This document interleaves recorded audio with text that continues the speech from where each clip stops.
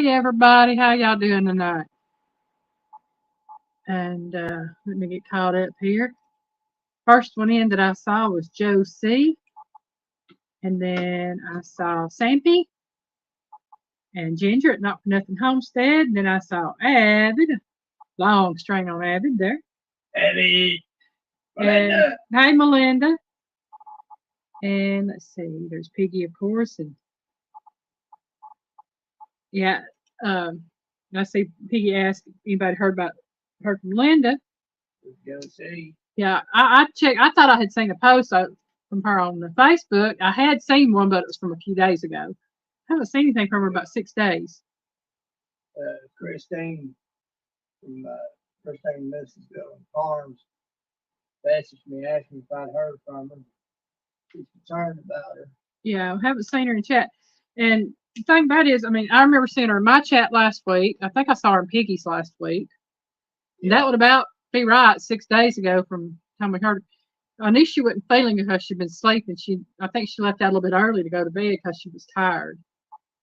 So she may be sick. And I did send her a message asking about her. So if we hear something from her, we will definitely let everybody know how she's doing. Sampy. There's Sampy again. Well, so maybe we'll hear from her in here tonight. Yeah. If not, maybe if somebody's close by that area, check on her. Well, I know she lives in Rockford, Illinois. I'm not sure where that's at. I just know she lives in Illinois. But I have requests from everybody in here tonight.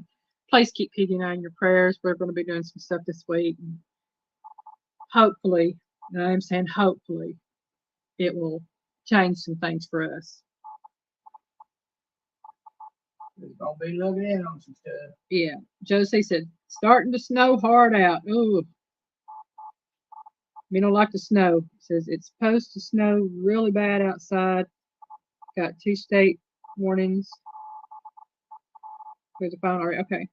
Yeah, I was in Carrie's earlier today. I'm not sure I remember seeing Linda in there or not.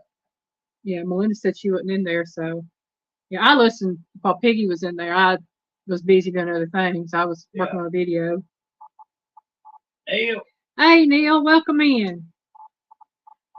Oh man, y'all, it's been cold. I thank God. I thank God that we did not get any snow so far. We did get a lot of rain. We got some heavy winds, but other than that, we've been staying warm and staying in. And we were going to have to get out in it yesterday. It was supposed to start it up with the rain and storms and heavy winds, and got a phone call at 6:50 yesterday morning, something like that. Right before we're going to leave that. Well, yeah. Well, it was close, between 6:50 and 7 o'clock because Piggy had already gone outside to start the car. Close to that. Right at 7:05. Yeah. Well, I hadn't even gotten dressed yet, so I know it was right before 7 because. Donner. Hey, Donner, welcome in. And so we got the phone call, told us that we didn't have to worry about coming to pick her up yesterday morning because she wouldn't want to be going, but they had some things they had to do. I said, okay. I told Piggy, I said, we don't got to go pick her up.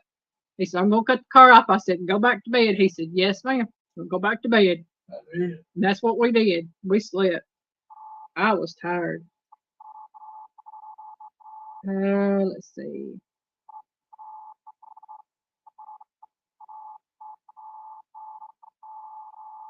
Yeah, there's Josie. Yeah, I saw it. Except for you were the first one in, Josie. So I got to keep looking outside to see how hard it's snowing. Mama Bear. Hey there, Mama Bear. Christine, welcome in, my dear. And y'all, questions tonight are on, I'm not sure how to put it. I mean, I'm calling it Appalachian food trivia or cooking trivia, but it's actually hillbilly cooking trivia, Southern cooking trivia. It's all because the more I got into looking for hillbilly cooking and Appalachian cooking, it all turned into Southern cooking because it's all the same thing or basically the same thing. There might be a few differences in the seasonings that are used, but it's all basically the same thing. So what you're getting tonight is a little bit of Southern, a little bit of hillbilly, a little bit of Appalachian cooking. Okay, so that's what trivia is going to be tonight. And thing, old kid's a millionaire. yeah, I pulled up Hillbilly Cooking and all it was pulling up Beverly Hillbillies. That's all I could find on Hillbilly Cooking. Beverly Hillbillies. Yep, I'm going to mail call tonight. I know I don't normally do mail calls on the live, but Piggy's going to do a mail call tomorrow on his live or his mail call. Abbott, this whaler that you're talking about is a very elusive creature that will forever strive to stay out of your smoker.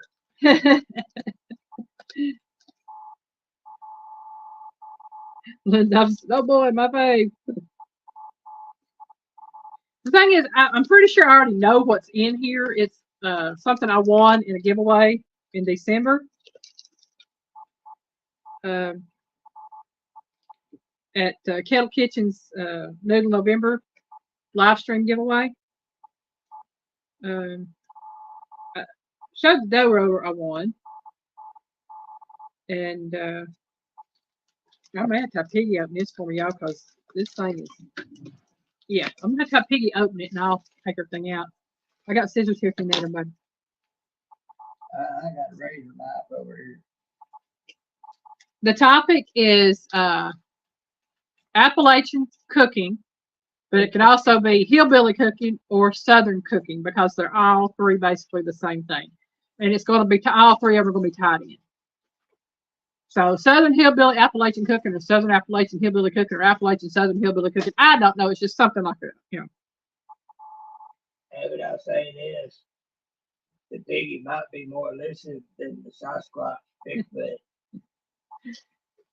Oh man, y'all, it's been an interesting week. It truly has.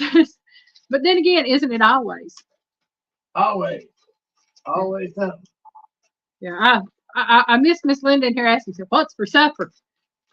Because I was going to tell her we had baked pork roast spaghetti, which that video will be out Friday. And the one coming out Monday is pork roast nachos. And that was good. Troy, welcome in. Real boy. Oh, much love to you too, Troy. We thank the world of you. We do. Jethro, welcome in. Jethro. Okay. Piggy got it opened up for me. Ooh, y'all, all this stuff is, see, it's nice, pretty green looking paper. They was in a Bigfoot cooking. Okay. I actually have to look up the full channel. I know part of the channel name. I just don't know the whole channel name. I always get it wrong. So let me look that up and I'll tell you who this is from. Okay, I was right on what I thought it was. The name of the channel is Lowe's Family Adventures, or excuse me, Lowe Family Adventures, Lowe Family Adventures.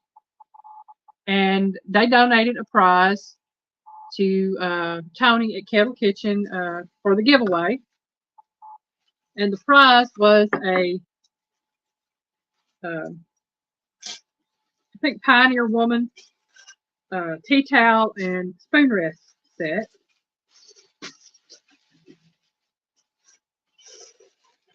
Oh yeah, that's nice. And it is Pioneer Woman. Oh, and there's, it smells good. It's Ree's Mulled Cider is on the towel. That's the recipe. Oh, That's one towel. Listen, I'm having to wear my Bluetooth and listening in. I'm out of pocket working on things like installing washer and dryer. I worked 6 days this week and going back to work tomorrow. Oh man. Well. Y'all, one can. Yeah. Hi Cricket, welcome in. It has been a little bit. We missed you too.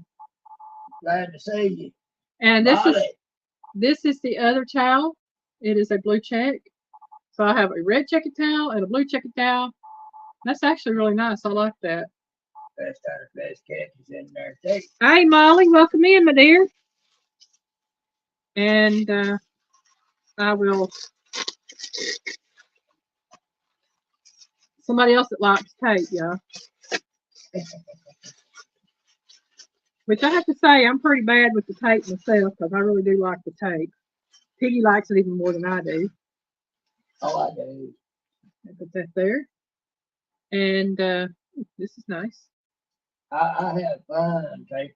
Got a little bitty spatula with the spoon rest. It's a wooden handle spatula. Oh, cool.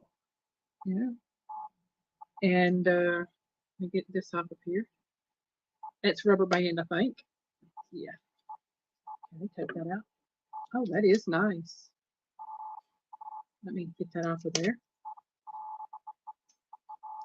That is what it looks like. Well, that's pretty. That is pretty. I like that.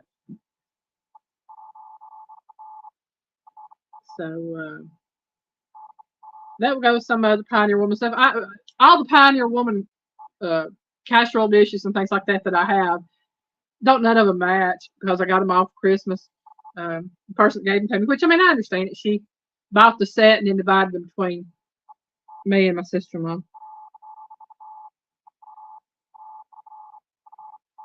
Okay, making sure I haven't missed anyone coming in. But that's my mail call, y'all. Like I said, Low Family Adventures, tea towel, and spoon rest set. And that was what I won.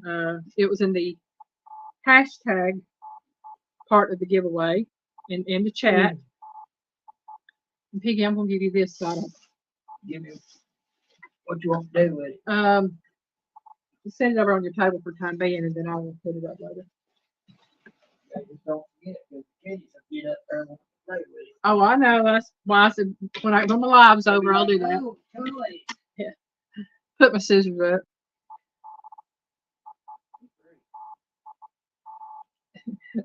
Is it Alan and Piggy? I have a secret. I've got a lot of secrets, Avid. Yeah.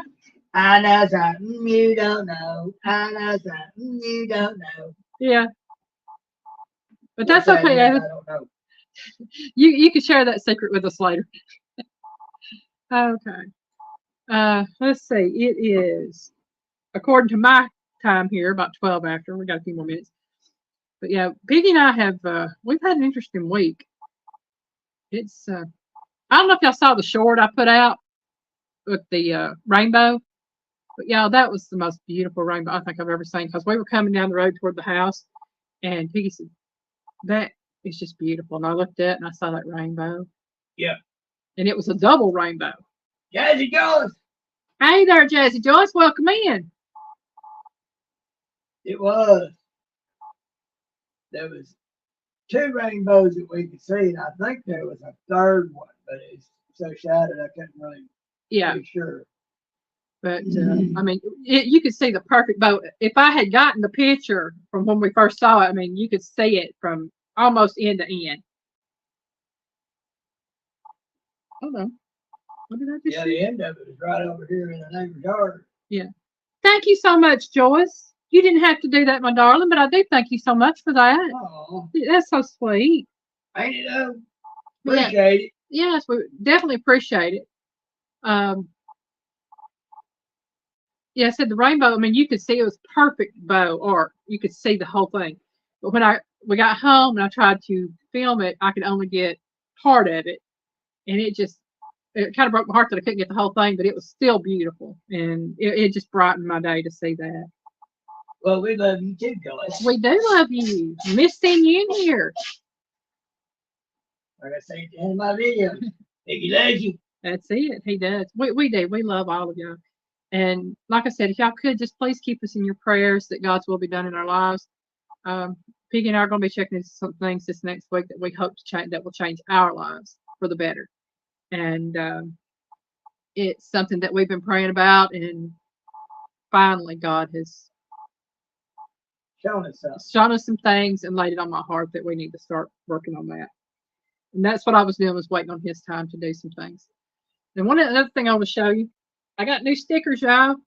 Not for Nothing Homestead and Joe Fix It For You. Ginger gave me these stickers first of the month, and I wanted to wait until I showed what she gave me on the mail call and more video. So before I put them up. So now I've got my stickers up that Ginger gave me for her and Joe. You done showed off the Gillums. Yeah, I showed them last week. The Okay. Gillum stickers, Christine, Mrs. Gillum Farms and Gillum Farms. I got Okay. those and put them up. Just making sure. Thank y'all so much. Yeah, we truly appreciate the prayers, and y'all, if y'all would please keep Mr. Scott Swift and Miss Joy Stewart in y'all's prayers as well. I know Mr. Scott has had to transition to a wheelchair, and he will not be doing any lives because I think Miss Joy said that he has got to the point he cannot read chat. He can't read the chat and therefore interact like he would want Right. to, and his ability to walk is pretty much gone. Yeah. From what Miss Joy was talking about on the post. Yeah, I what I'm telling y'all comes strictly from Miss Joy's post. She said that Mr. Scott cannot feed himself, he cannot walk, and that he cannot read chat. So therefore, they're not doing the chats because it frustrates him because he can't interact the way he wants to. Her next goal is hopefully March 29th, his birthday. Right. That's the hashtag not today goal at this point. Yeah, I'm gonna tell y'all something. My brother Scott, he will forever have my utmost respect. He's one heck of a man. Yeah. And he's got a woman in Miss Joy that is equal to him in that, you know, she's taking care of him. I will, Avid. As soon as the live is over, I will send you their mailing address. And yeah, Miss Joy is asking for birthday cards for Mr. Scott for his birthday. And I'm sure if they get there early, that's fine. I believe it was March 29th. Yeah. If they get there early, that might be nice. Yeah. So yeah, I will also share Miss Joy's post if I can. Ricky said he and her share a birthday. Okay. I knew he shared it with somebody. I wasn't sure who it was. And that way, I'll do my best to share her post if I can. If I can't, I will put their mailing address in my community tab. For the simple fact that Miss Joy has put it out there. And that's the only reason I will put it on my community tab is because she has already put it out public. That way, if anybody would like to send him a birthday card, they can. It's something small, but in the long run, it's not really small when you see how many people care about you like that, just sending you good wishes and happy birthdays and, thinking of you and things like that. One of those little things that means the world. Yes, most definitely. And, we thank the world of Mr. Scott. Thank him for his service. He is such a sweetheart. Miss Joy, I love her straightforwardness and the fact that, she tells it like it is. She's not all y'all in here. She's straight up. She's more straight up than most anybody I know. She is straight up real, and I love her dearly. And he said he has an idea to send him. Yeah. And I'm one of these that I would love to meet Miss Joy and Mr. Scott.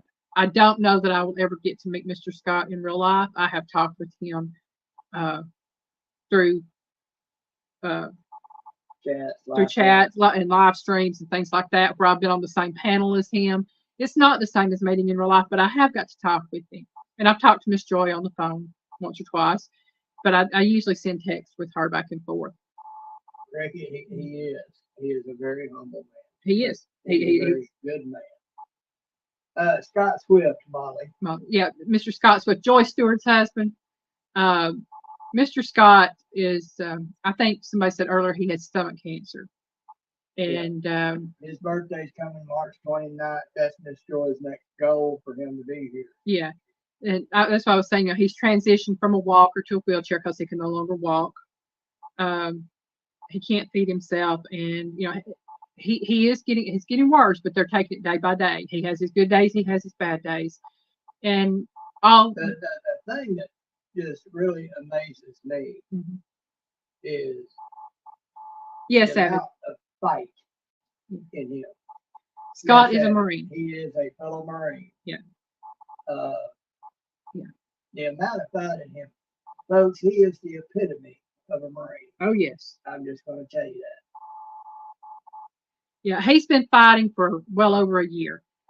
He was diagnosed before Thanksgiving of 2022. I know that.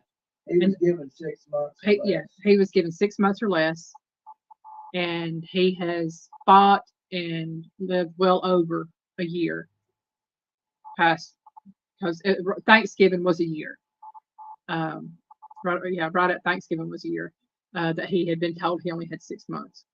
So he's fought the hard fight. And my thing is, yeah, Mr. Scott has fought the hard fight, but y'all think of Miss Joy. She's fought that fight with him. She's fought that fight with him every step of the way. And she's the one that, as much as Mr. Scott needs our prayers, Miss Joy needs our prayers. She needs our love and our support. More so. Yeah, because she's got it hard. She has been at home with him by choice. She's been taking care of him, knowing what's coming, and she's fought for every day that he's had. That's it. And Mr. Scott needs taken care of. She takes care of him. And let me tell you right now, they got some good kids too. Randy, Chris, Nicole, they have all stepped up and stepped out to take care of Mr. Scott and Miss Joy. And they've stepped up and showed up is what they've done. Yeah, and you couldn't ask for better kids. You couldn't ask for a better wife at that, because when I see that family, and when I hear Miss Joy talk, and please, I know I'm gonna get emotional, but I see love, I see compassion, I see God. I see family the way it should be. That's it. And I hear Mr. Scott say he's not religious. You don't have to be religious to believe in God. But what I see is God's love.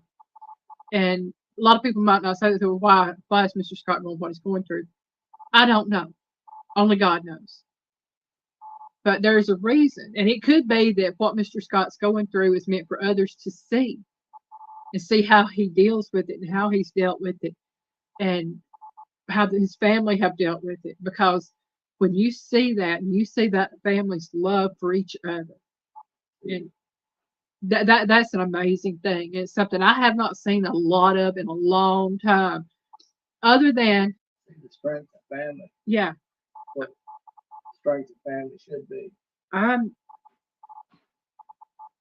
man, I'm sorry. I think we got one being mischievous. Yeah. But so that's why I say, please keep him in your prayers. And I know there are other people out there that have been sick that need prayers, and I try to keep all of my YouTube family in my prayers every night. But most especially these two, to me, amazingly wonderful people, because Miss Joy took me under her wing. She's given me advice, and when I first met her, I had maybe 200 subscribers, if that. And she gave me advice on what to do and told me just be myself. And I've done that. And, my channel's grown. Am I way out there? No. But I'm farther along than I was a year ago. And I have to say that, her advice has really come in helpful to me. So she always have a place in my heart and soul with Mr. Scott. Yep. And I will put their address in my community tab for anybody that wants to send Mr. Scott a birthday card. And Abbott, I will send that to you in Messenger after the live stream. And I have been talking almost 30 minutes now, so we're going to get on to the questions. We've got 20 questions tonight. I may try to call Miss Linda here after a while. Okay. And again, this is Appalachian cooking, Southern cooking, hillbilly cooking, whatever you want to call it cooking. It's one of those three. And some of these are going to be multiple choice and true or false. I think I have one true or false on there. That's why I put. Most of them are multiple choice until we get down to number. I'll let you know when it switches over. Cricket, I'm glad you clarified that, because I was about to bust you out on it. Okay. Looks like number Number 11 starts just regular questions. Number 9 is the last of the multiple choice. Number 10 is a true or false. Okay, so number 1. Going back up here to all the way to the top now. What time of year is hog killing time traditionally? Is it A, early to mid-spring, B, late autumn to early winter, or C, mid to late autumn? I bet Evan knows this one.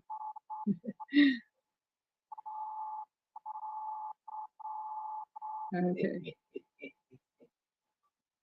Evan, it'll be an enigma for all your life.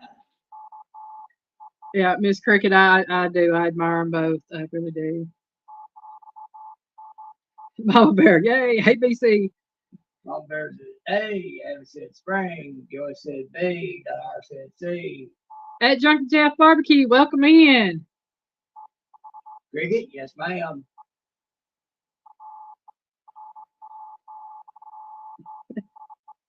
Okay. So A, I got a C, I got a B, spring, got an A. Don R said fall.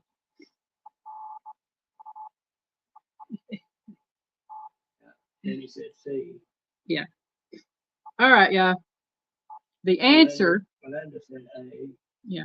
Drunken Chef Barbecue. The answer to what time of year is hog killing time traditionally? B, late autumn to early winter. And usually, shame on you. You should have known that. If I'm not mistaken, it is usually, I want to say late October to right around the end of December. So you have pretty much 2 full months and 2.5 months, I think, for hog killing time. So it probably the last 2 weeks of October through the end of December is traditionally hog killing time, because December winter does not start until December the 20th. My thinking early spring. But the reason for that is because it was always done during the cooler months, because it had to do with the process of killing them and everything, and not wanting the meat to go bad in the heat. So they killed them in the cooler times, and also because they were cooking down the lard and all that other. Molly said when the last harvest runs out. Yeah, so that would be late fall, early winter. Evan, those are piggies. The piggy is Alicia. Danimal! Hey, Danimal, welcome in. Good to see you, my dear. It's gonna take me a few minutes to get myself composed, but I'll get there, y'all. I promise. I promise. Evan said walk-in cooler. Tell that. Most definitely. Well, I mean, since we pretty much gotten meat packing plants to do the work, I think you might mean 2 things on that. Oh, mate. We can see what's going on. Okay, we'll go on to question number 2.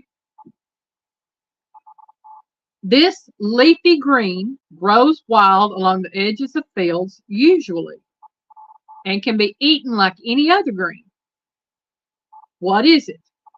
A, poke salad, B, wild cabbage, or C, chicory? And I will say it also grows along the edges of woodlawns, as well as along the edges of fields. Melinda said, I don't remember, just remember it was hot in the kitchen. Danimal said B, Molly said C, Don R said B, Joy said poke salad. Quilted Chicken Farm, there's Miss Rita. Rita! You're not late, you're right on time. That's it. Well, Miss Rita, I'll tell you, the topic tonight is Appalachian cooking, Southern cooking, hillbilly cooking, whatever you want to call it cooking. And the question is, this leafy green grows wild along the edges of fields, usually, and can be eaten like any other green. What is it? A, poke salad, B, wild cabbage, or C, chicory? And I think Miss Rita was the one that suggested I do hillbilly cooking, I think, or it might be somebody else.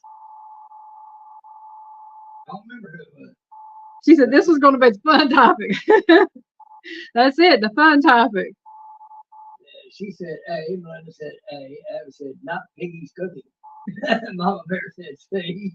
Abby said C. Cricket said, dang, I'm on the West Coast. I don't have answers. Fluff! Hey there, Fluff. Welcome in, my darling. Indiana Chris said B. Hey, Chris. Welcome in. He snuck in. Y'all, for everybody that just came in,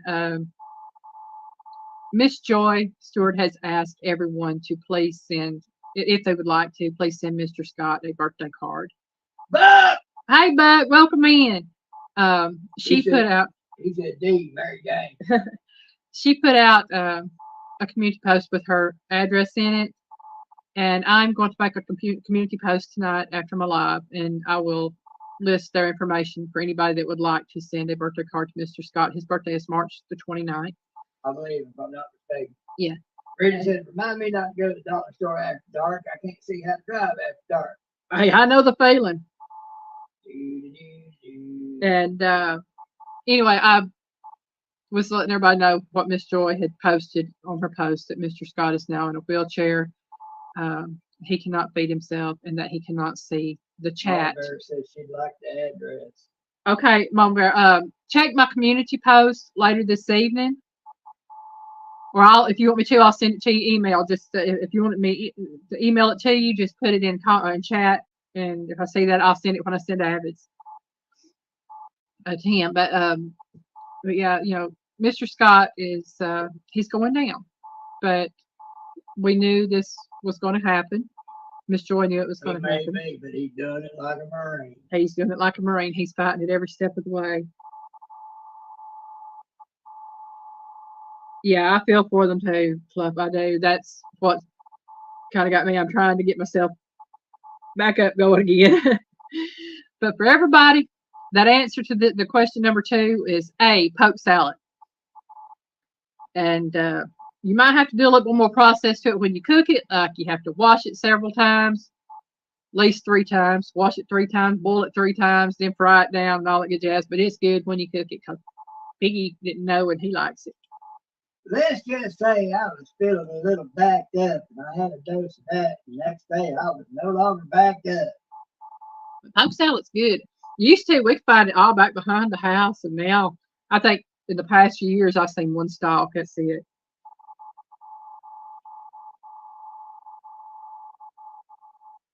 No, it ain't like poking the piggy. Piggy squeal, poke salad don't.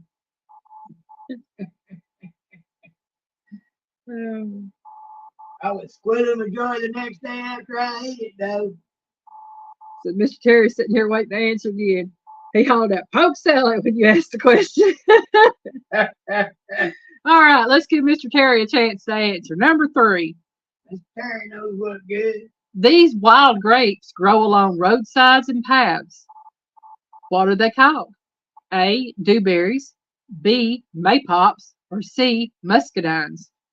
Well, asked, what's in a club salad? A club salad? What she saying? Yeah, a club salad would be lettuce, turkey, ham, cheese, boiled eggs, Beverly Bobby. bacon. Hey, Beverly, welcome in. Haven't seen you in a while, my dear. Let's see.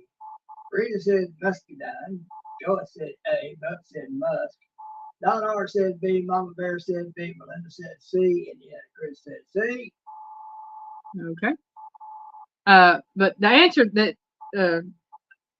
for the other one, Fluff, was poke salad. And poke salad is a green leafy vegetable, similar in texture to the leaves, similar to spinach in the way it looks, but not the taste. But it can be cooked and eaten just like pretty much any other leafy green. I said, oh, yum. Love poke salad. It's real good at making the plumbing work. Yeah, now club salad, which I love club salads, and I might actually do a video on making my version of a club salad. It's good. Rita said, I remember when you fried the stalk. Yeah, my mama used to, she would clean them and fry them up like okra. You do everything you do to okra, you do to the poke salad stalks and fry them up, and they're just as good as okra. Oh, yeah, and that's the part that really keeps the plumbing flowing. Yeah. Okay, the answer to number 3. Everybody that said C, muscadine, got that one right. And Mr. Terry got that one right if he said muscadine. And Piggy found out that muscadines were good because he had some muscadine jelly given to him. And y'all, out of his jar of muscadine jelly, I got a spoonful. Little bitty spoonful. Little bitty spoonful. Little young woman I call my sunshine. Yeah. That to me. Yeah. So she calls me Pops, I call her my sunshine. So, you know, hey, Piggy did share a spoonful. I'd let you have more. Yeah, but that was given to him. And I'm one of these that when something like that is given to him, I leave it for him. Made by an old girl that's very dear to my heart. Mm-hmm. And that's the first time I think she'd ever made muscadine jelly. But yeah, muscadine, they're good. They really are. First time she I couldn't tell. Number 4. This wild green vine has large leaves and is the bane of homeowners across the South. It is also edible. What is it called? A. Sumac, B. Kudzu, or C. Chokevine?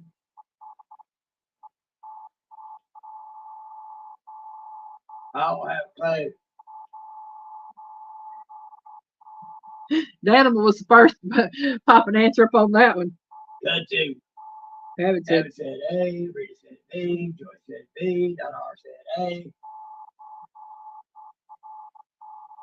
Chris said B. Said B. Rita said, I don't have that here. You're blessed. Believe me, you're blessed. If you did, you're going to get some goats. Yeah. Because Because the only thing been found to get rid of that stuff. Because it is called the vine that ate the South. There's it, feed the piggy A. Mama bear said B. Doug said key to cooking green like okra is use grease. Yeah. It slides off the plate and into the garbage easier that way. Hey, I love okra. I do. Piggy loves okra. I like squash too. But I love okra. Good stuff. Well, y'all, the answer is B, kudzu. Sumac is actually related to poison ivy. Yep. So it has a toxin on it. Yeah, that will break you out. So I would not be eating sumac. Chokevine, I don't know what chokevine is. I mean, I just went with the answers they had on there. Don't know. I do know that kudzu is the vine that ate the South because it's all over the place. Oh, yeah. And it is native to Japan. It was brought here. Japan. It was brought here in World War II from Japan. Somebody was taking. As an ornamental, decorative plant vine, and it took over. Yeah. They had no natural enemies. Yeah, I said fried and pickled okra is good. Yes, I love pickled okra. I love fried okra. I just love okra. I like steamed okra. I don't like boiled okra when you stick it in the water and boil it. Now, my mama loved that stuff. And I taught her a different way to cook it. And that's saying something. Teach your mom something. Gotta go. Glad I could pop in and chat for a minute. Bless you both. I'll be sending birthday card to Mr. Scott. Thank you, Cricket, and you have a good evening. Yes, thank you for dropping in. It's good seeing you in here. Instead of boiling the okra where it's real slimy, if you've got a steamer, put your okra in the small pods, not the big ones, but the small ones. Put the small pods. If you've never had boiled okra, don't. Well, steamed okra is different than boiled okra. Steamed okra is better than boiled okra. Yeah, but he said steamed or boiled. That's why I said the boiled. Yeah. He said he never had steamed boiled. Yeah, the steamed okra, the boiled okra, like I said, I can eat it. Runny snot. Yeah, I can eat it, but I don't want to eat it. And when I taught my mama the difference in it to make it not so slimy, she preferred the steamed to the boiled. Runs like snot. It was a deep fried okra. Yeah, okra. Oh, I love okra. I love fried okra. Oh man, that's one of my favorites right there. And maybe one of these days I'll be able to have me a garden to where I can grow me some okra and have Piggy go out and cut it for me. Hey, I ain't trying to say I send the Piggy out to cut the okra. See, He knows. He goes and cuts it. I'll cook it, and he can eat it. There you go. Oh man. Dang Skippy, I would. Oh yeah, Indian crisp, fried it in bacon grease. Oh yeah, that just enhances the flavors for me. I love. Which I fry almost anything in bacon grease. I mean, that's liquid gold right there. Bacon makes everything taste good. Yeah, love bacon. Bacon makes it better, y'all. Be it the bacon itself or the grease. Yeah. Okay, number 5. These nuts were once a mainstay of the Appalachian diet until an ecological tragedy wiped out almost every one of these trees. What are these nuts called? A. Buckeyes, B. North American walnuts, or C. Chestnuts?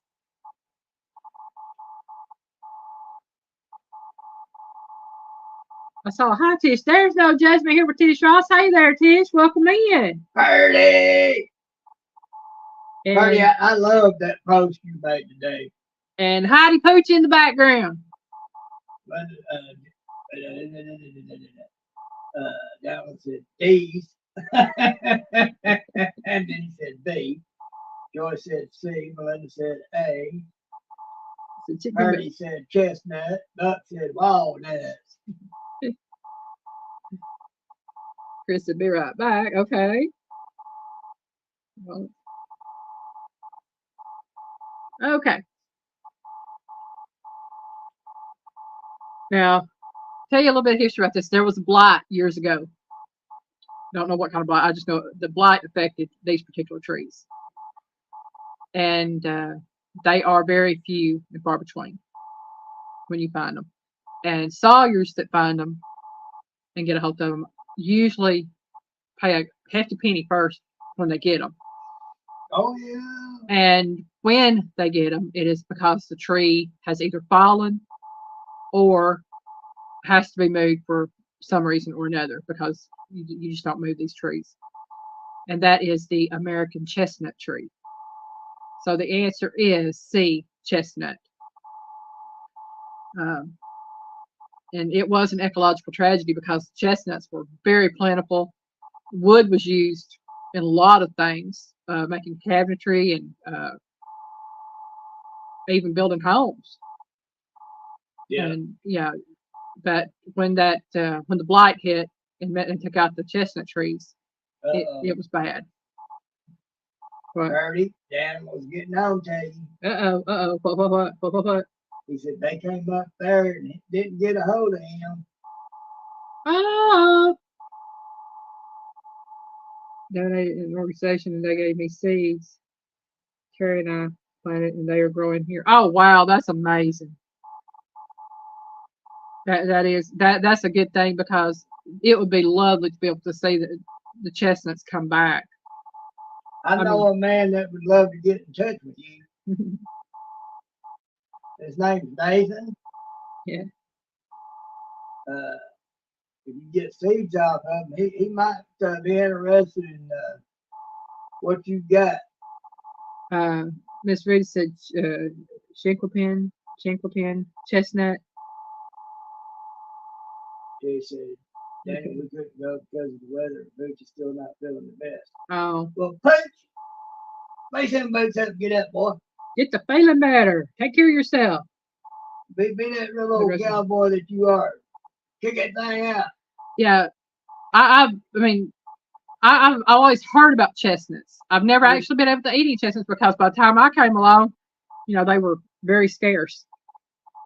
Chris wants to know what the nuts answer was. The nuts answer was chestnuts. C, chestnuts. Well, I said I had roasted chestnuts when I was over in Italy, and they are so delicious. Then said, who are you talking to, Piggy? I'm talking to Pooch. If I was talking to you, I'd just talk about the wood. Tish told us that we'll holler at you when we get up there. And they will. They're good about that. Oh, my God. Whew. I shouldn't be tired, y'all. I slept almost noon today. I've been tired. Now that there's more people in here, it's supposed to drop 22 degrees. Ooh, that's cold. Have we've all been wondering, has anybody heard or seen Miss Linda Peterson in chat anywhere? I haven't seen anything from her in about a week. Nobody has. I'm gonna try to call her after this live is over. Yeah. Because normally I see posts from her on Facebook, and I've been seeing posts, but I didn't look at the date. And I went back and looked right before, or when I first started the live, when the question was asked, and it's been 6 days since she posted anything on Facebook. And it's been 6 days since she was in Piggy's live on last Sunday. Yeah. So if anybody has spoken to her or seen her in a live or something, please let us know. If not, like I said, Piggy is going to try to contact her after the live. Trish said she's had some issues with the router last she heard. Okay. So she may be having internet issues along with weather and not feeling good. Trish, let Christine know that because she messaged me asking about her. Linda Peterson, Flood. Yeah, Miss Linda Peterson. She's a sweetheart. She's usually in pretty much everybody's lives. Yeah, Jethro, I'm pretty sure she's okay. I just knew that she wasn't feeling good. Tish gave you a thumbs up, Piggy. Okay. Thank you. She is. She's tight, so I know she'll talk to her. Yeah, she's a sweetheart. Daniel said I thought I saw Linda earlier. You may have, Daniel. I don't know. That's why we were asking if anybody had seen her.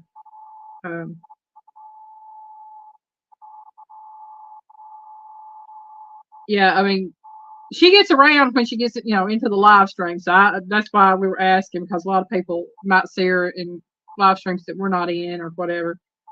But we will definitely let everybody know. If we find out how she's doing and she's okay, everything, I'll make a community post and let everybody know she's okay, or what we find out. And we are on to number 6. Again, there's only 20 questions again tonight, and this is Appalachian, Southern, hillbilly cooking. One of those 3. I know the topic's going to be one of those 3 anyway. Beverly Moffett said her modem went down. Her modem went down. Okay. Then you won't be able to get in touch with her, Piggy. No. If her modem's out. So if her modem's down, it means she has no internet. Okay. Yep. But we will. That's exactly what that'll mean. Okay, so that's. Thank you, Miss Beverly, for letting us know that, because I was concerned. Number 6. These small green plants are relatives to the wild onion. They have a powerful smell. What are they? A, ramps, B, stinkhorns, or C, chives?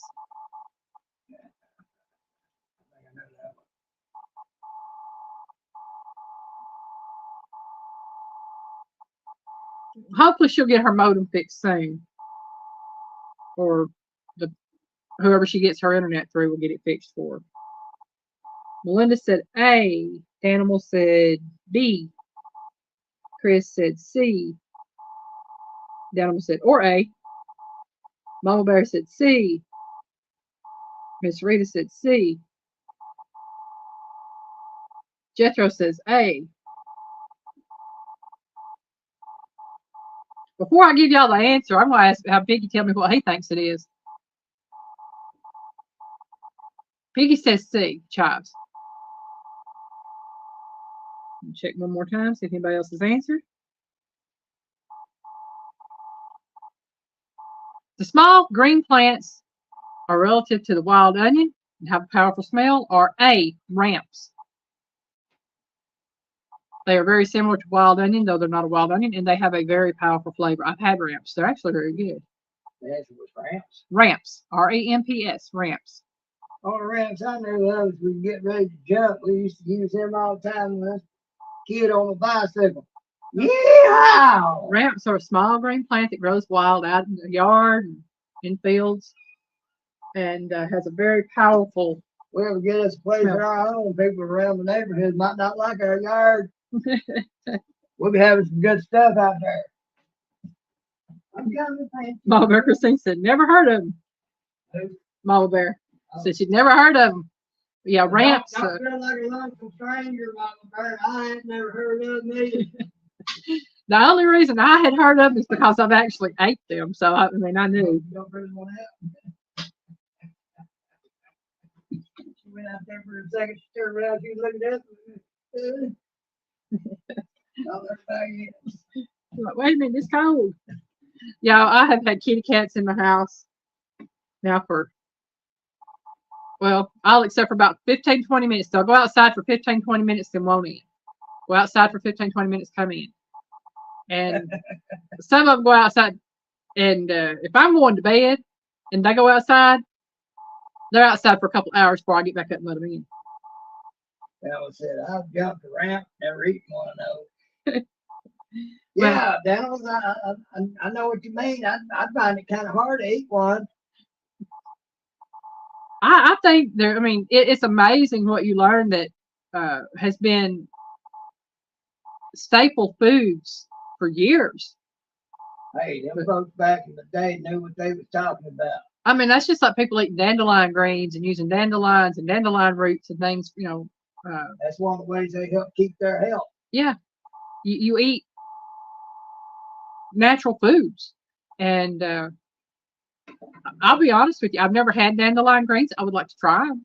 But I never have, when I have dandelions out in the yard, before I can get to them to pick them, they've been mowed. They've been mowed. So I can't get the flowers to make dandelion jelly. I can't get the greens to try them because by the time I get out there to get them, they've been mowed down.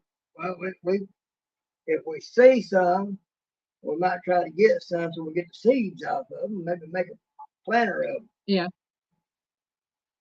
I'll have to do what I can, see if I can try them. Okay. See what's going on. So you can pickle the ramps. Okay. I say I knew I wouldn't. No one that knew about this, and I knew all y'all knew about these things.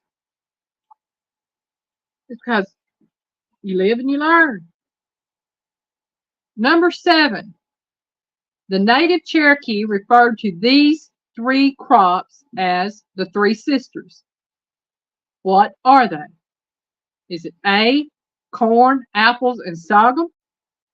B, beans, tomatoes, and corn? Or is it C, beans, corn, and squash?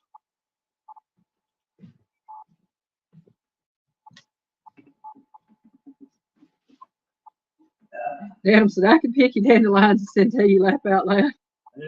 Daniel. Oh, okay. Well, yeah, well, work. Jethro said, pickle ramps. Rudy said C, Brooke said C, Joyce said B, Chris said C. Yeah, Miss Melinda, dandelion flowers do make good tea and wine and jelly. Chris said C, Daniel said C, Jethro said C, Melinda said C. Everybody's saying C. C what? He said, I mean, when they come back. Yeah.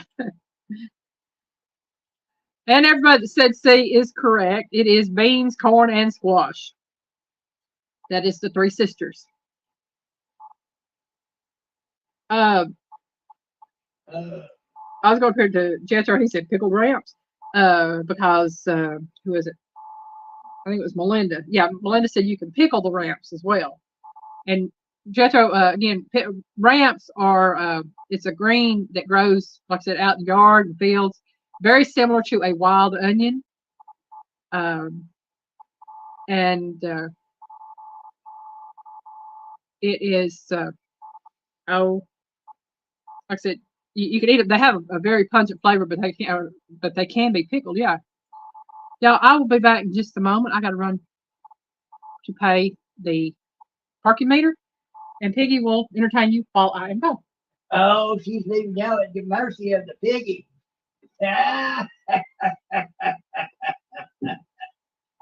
Rita said Terry got that one right. Chris said, a lady on my paper route years ago made dandelion wine. Hey, did she ever give you some? Joyce said, ramps are good and fried potatoes. Buck saying, I dated a girl that had a nose like a squash. She didn't have any sisters.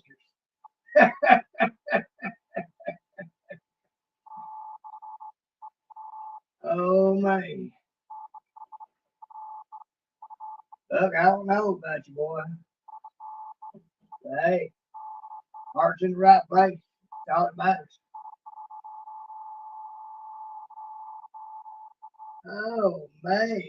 I'm waiting for somebody to say something. Say something else. Something I can play with. Y'all being quiet now that she's gone. Y'all ain't giving me nothing to feed off of. Darn it.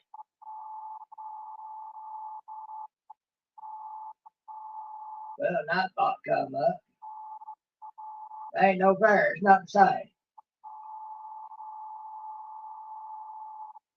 Let's see. Oh no, Melinda. It's actually a thing. Well, Joyce, you know me. I'm finding frog hair split 3 ways because I'm going to have a great day every day, even on my worst day, because I got to live through it anyhow, so I might as well smile.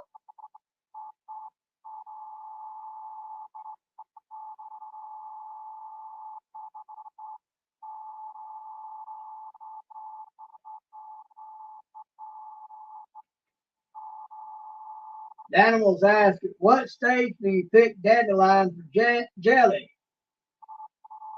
Pick the flower?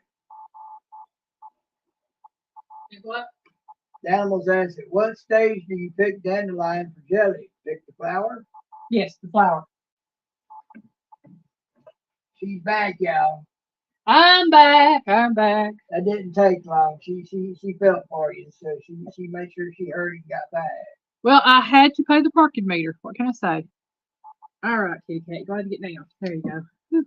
Well, I know, but what I'm saying is, he's having mercy on them because they left at the mercy of the piggy. See where Melinda said, Joyce said, Piggy, how you been doing? I done told her. Melinda said when it opens completely. Yeah, Melinda, dandelion wine is a thing. It's not just a song. It is an actual thing. That was Melinda said that. Yeah, she said I thought dandelion wine. That's what I said, Melinda. I thought I Okay. said Melinda. If I didn't say Melinda, I'm sorry. Yeah, it's actually, it blew my mind to find out that it was actually a thing. Yeah. Piggy found out a lot of stuff since we got together, y'all. He really has. Yeah. Okay. Number 8. These 2 meat dishes are made with cornmeal. I almost said beef. What are they? Is it A, scrapple and liver mush, B, salmon patties and fried chicken, or C, fatback and grits? I don't have a clue. I don't know. Come on, you can get up here. Little girl won't up And here. I'm sure all y'all are just totally shocked at that, but I don't know. Let's see. The animal said B. Buzz laughed at Melinda. Joyce said B. Chris said B.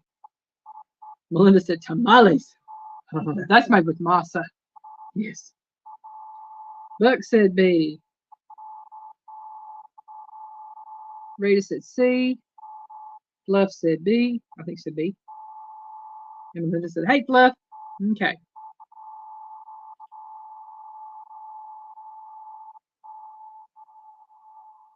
All right. So these 2 dishes are meat dishes are made with cornmeal. What are they? The first one of the 2 meat dishes is made from scraps of pork and cornmeal. The second one, pork, cornmeal, and spices. Excuse me, I forgot the spices on that. The second one is made from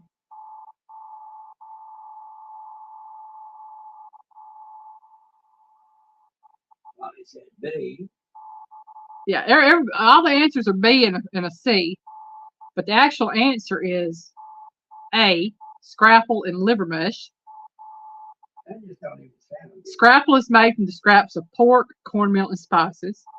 Liver mush is made from pig liver, pig heads, cornmeal, and spices. I looked it up to make sure. That's why I put it No, on there. thank you. I have seen They just scrapple said cooked. yuck.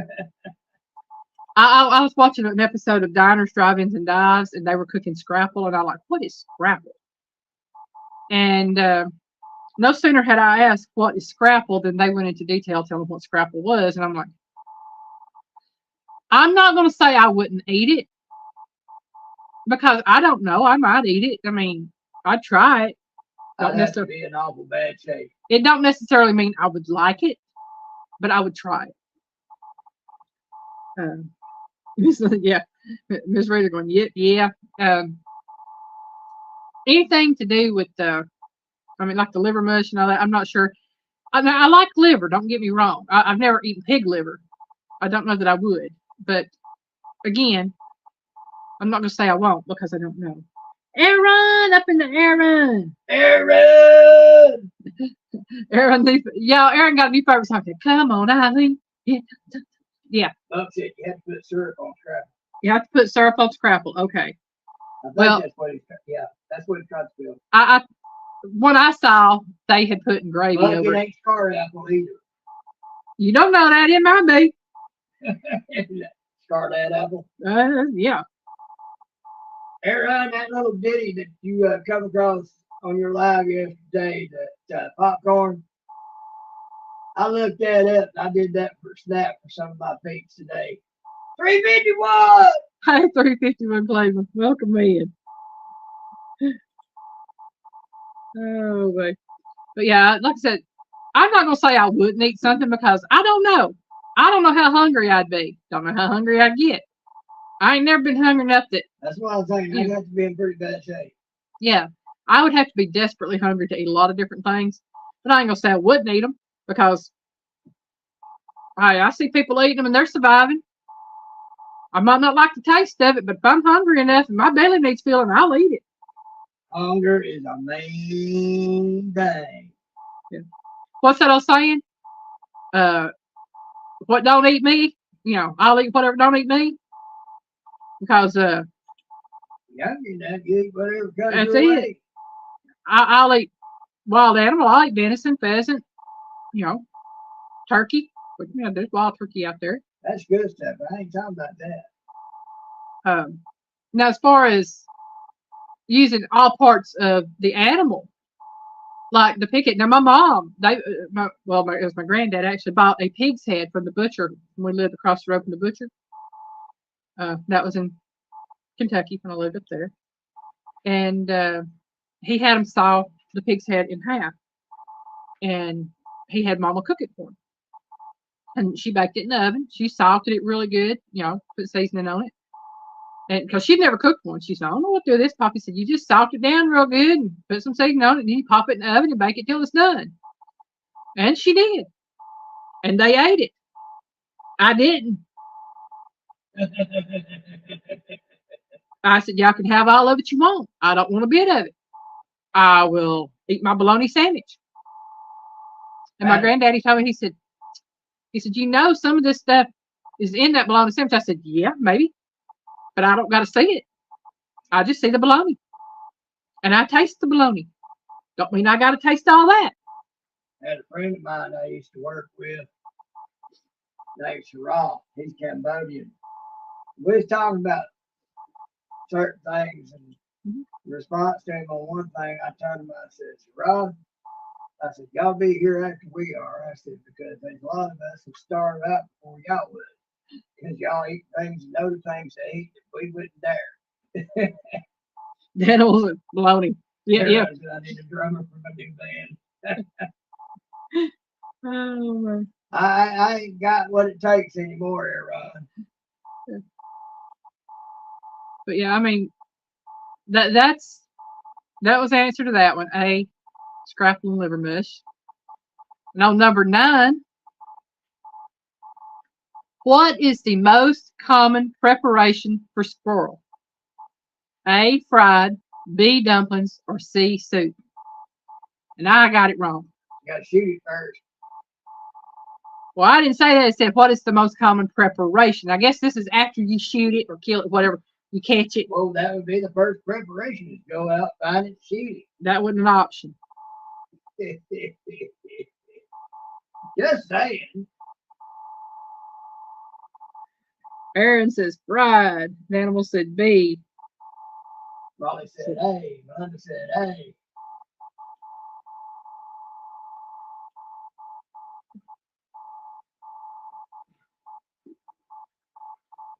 Yeah, I've never had squirrel. I hope to never have to have squirrel. But if it ever comes down to a point to where I do, I got 7 little varmint catchers. Though I'd probably have to chase them to catch it and get it because they'd eat it. Oh, and they get mad at you if you gotta take their prey away. I've had some of them catch birds and it's still alive. And I tried to get it back out of the house because they snuck in with it. Boy, I got clawed up trying to get it out the door. Poor thing still didn't make it. They still got a hold of it. Miss Rita said, Miss Terry, she said, this is fun. That is funny. Terry said you got to shoot it first. Right. See?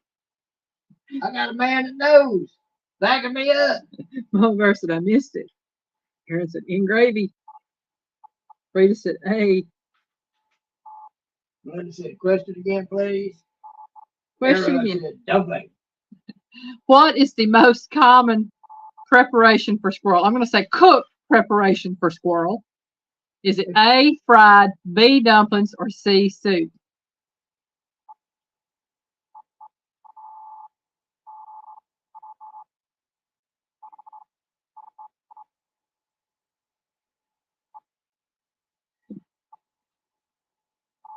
Mulver says A.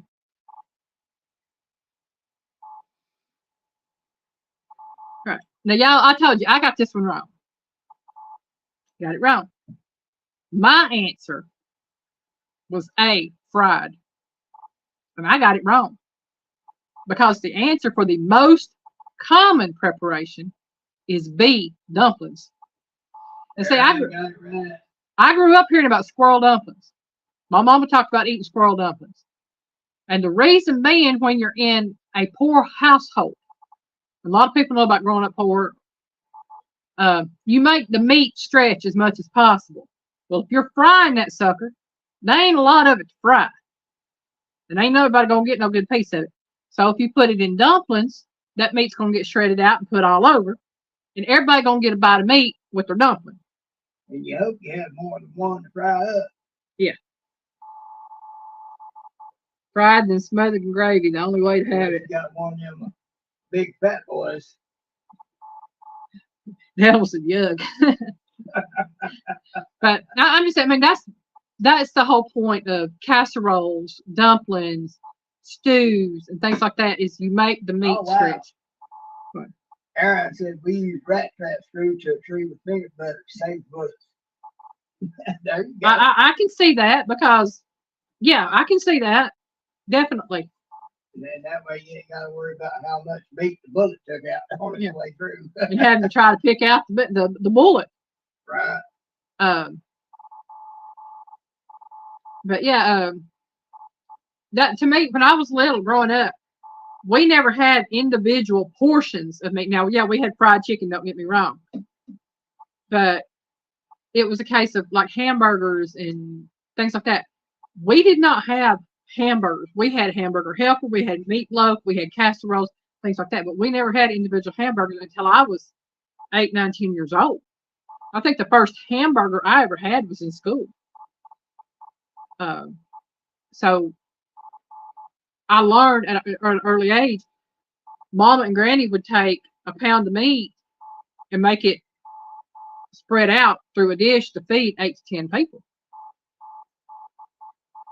And so when we had baked hen or roast or something like that, that would be on the weekends. Aaron said, I got to set traps tomorrow, but I don't know. It's cold. I don't blame you there, Aaron. I'm telling you, I know it's cold.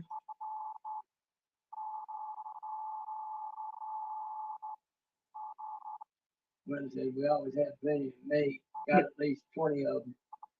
My uncle was the one that went out squirrel hunting, and he would usually he would get 4 or 5, but taking account there was my grandmother, my uncle, my mom, and her 3 younger sisters. So there was 5 kids and my grandmother, and whatever my uncle caught or killed when it came to the squirrels and things like that, my grandmother would make a meal, and that meal would have to last them at least two to 3 meals. Because, I'm just going to say it, my grandmother, she was poor. She was a single mother. She and my grandfather had divorced when my uncle, my mom, and my mom's younger sister were all little. My mom was like 2 years old when my grandfather and my grandmother separated and divorced. And my grandmother never remarried. Now, she did go on to have 3 more children. And I'm not going to say the way she did it was right, but that was her life. And life is life. It happens. It happens. And I'm not going to say that it gets too strong, you got to scratch it. Yeah. Well, I'm just going to put it this way. My aunts were not mistakes, because every child that is born is a miracle of God. And so, that being said, and then my grandfather went on and remarried, and his wife had 2 sons. So, all right, Aaron, we'll see you when you get back, hon. See you, Aaron. Well, he's going to be right back. He just. Oh, okay, all right.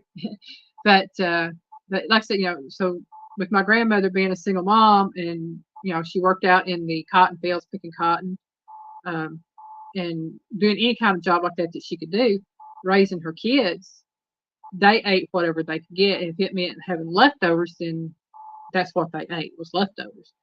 I ate a lot of leftovers growing up. I thought leftovers were what you were supposed to eat. I mean, I didn't know. That's what I grew up eating. So, that's just things that I learned as far as about, the meat and stuff. When you have a large family, you make the meat stretch in whatever way you can make it stretch. That's it. Mm-hmm. All right, we are on to number 10. This is the only true or false question tonight. True or false? False. Acorns are edible.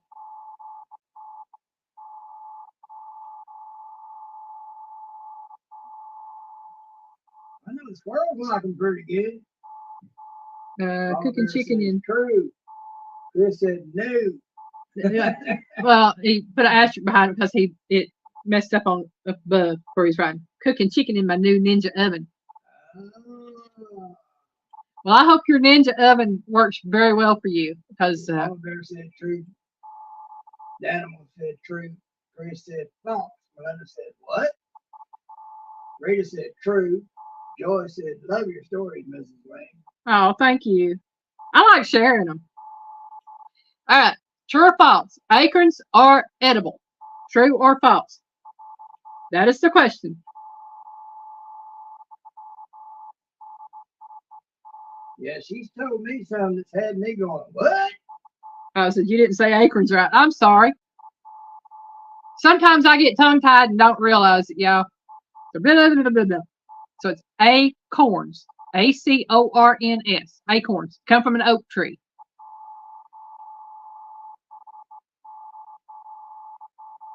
Oh, I've got some doozies of stories. Got one my granddad told me. Y'all, if I had been smart, notice that if I had been smart, I would have recorded my granddaddy's stories and wrote a book. He had me rolling. That one said, you did say acorns, right? Melinda said, deer, eat it. Chris said, squirrels, eat them. So maybe true. Buck said, I eat acorns for 3 days before I go deer hunting. Then I pee around my stand. Yeah, I probably said acorns. The animal. Yeah, that sounds like what I'd said. Melinda said, I tried one. Yeah. Well, the answer is true. They are edible. But I watched a little thing on them. And I didn't know this. You're actually supposed to boil them before you eat them, because they are kind of hard. Well, it's not that. They have it takes the bitters out of them. You're supposed to boil them. Not to mention they are hard. Yeah, they are hard. 1, 2. I think they said 2 to 3 times you're supposed to boil acorns before you eat them.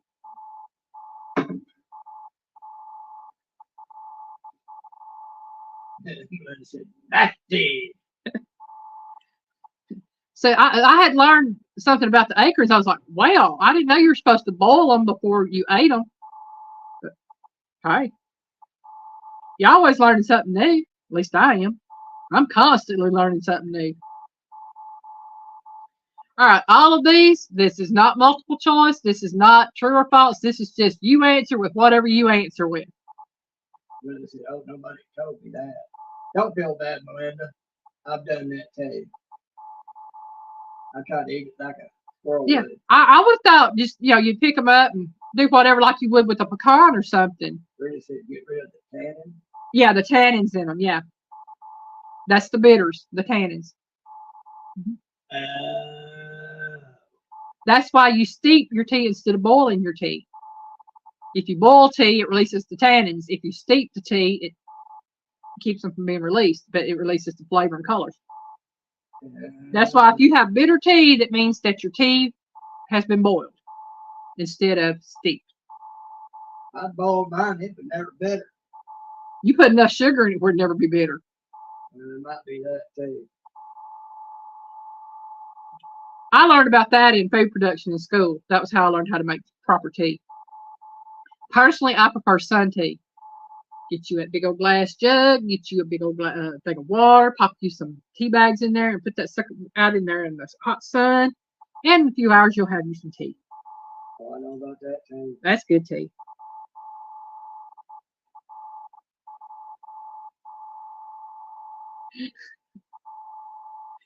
They're born with it, Buck. They're born with it. Dan said tea always needs lots of sugar. I used to think so. I can't put a lot of sugar in mine because oh man, it keeps my sugar running high if I drink it that way. That's why I don't drink a lot of sugar anymore. Not a lot of sugar, but a lot of tea anymore because I drink tea all day long and my sugar would stay up, up, up, up, up. Yeah. All right, number 11. This main dish course is perfect for chilly winter nights. This speedy one dish meal is low in fat. It contains poultry, broth, and a batter. What is it?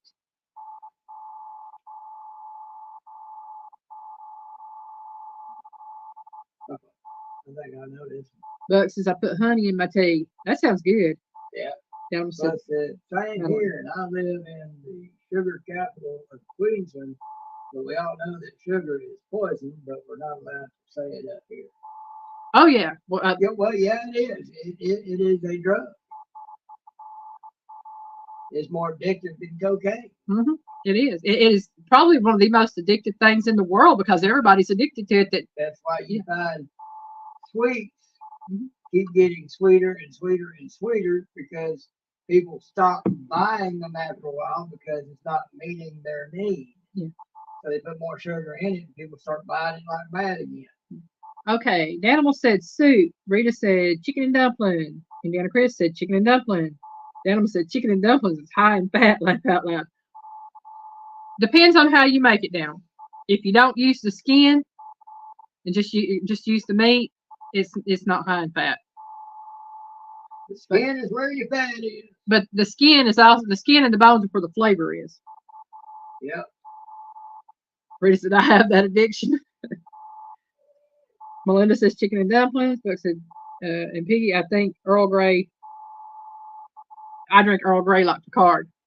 Oh, refined feller, are you? Y'all, I have some apple cinnamon tea in there. It can be drank hot or cold. That's actually pretty good. It's unsweetened. I drank it first. I've only had one cup of it, but it's actually pretty good. It says you can sweeten it. I think I'm going to put a little bit of honey in it the next time I try it because I don't want to put sugar in it because I'm only drinking one cup.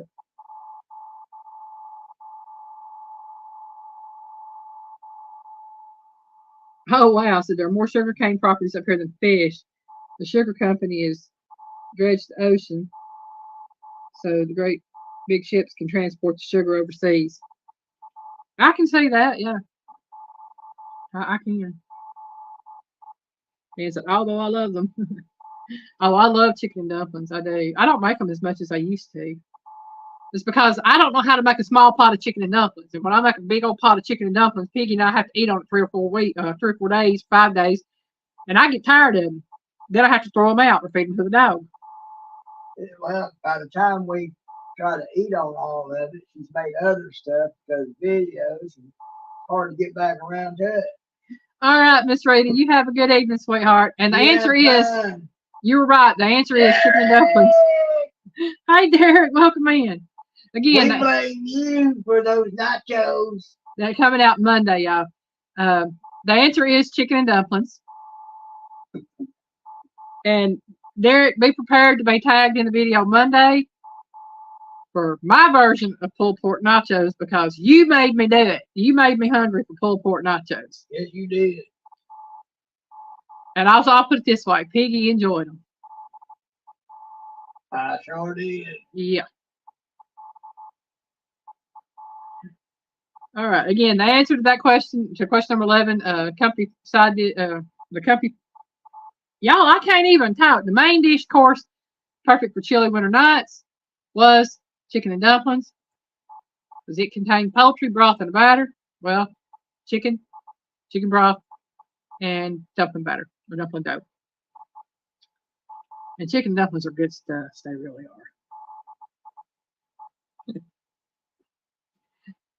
Derek says, oh, I can't wait. I hope you like my version of that.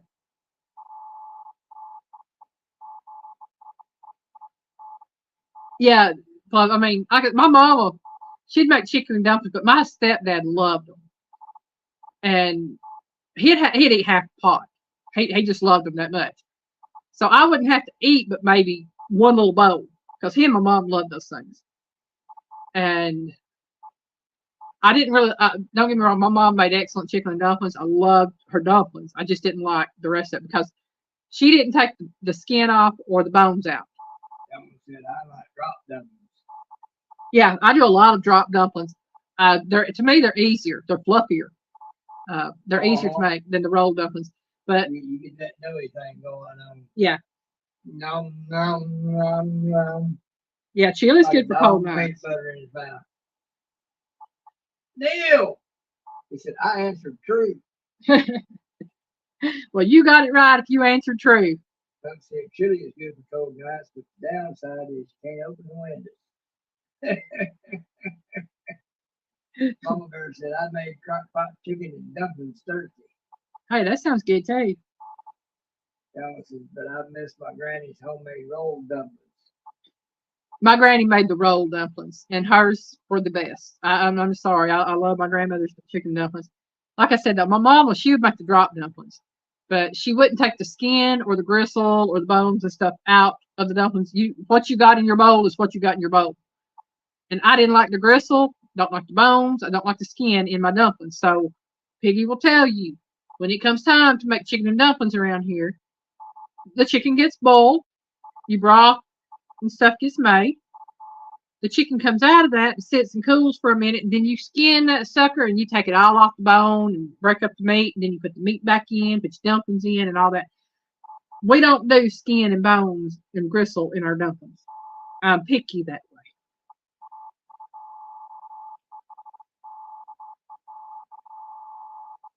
Derek said, give me some chicken and dumplings and some biscuits, and I'm good. Daniel said he had beef stew last night. Neil said he had homemade chili last night. Yeah, chili's good. I like chili. I like beef stew. I like chicken and dumplings.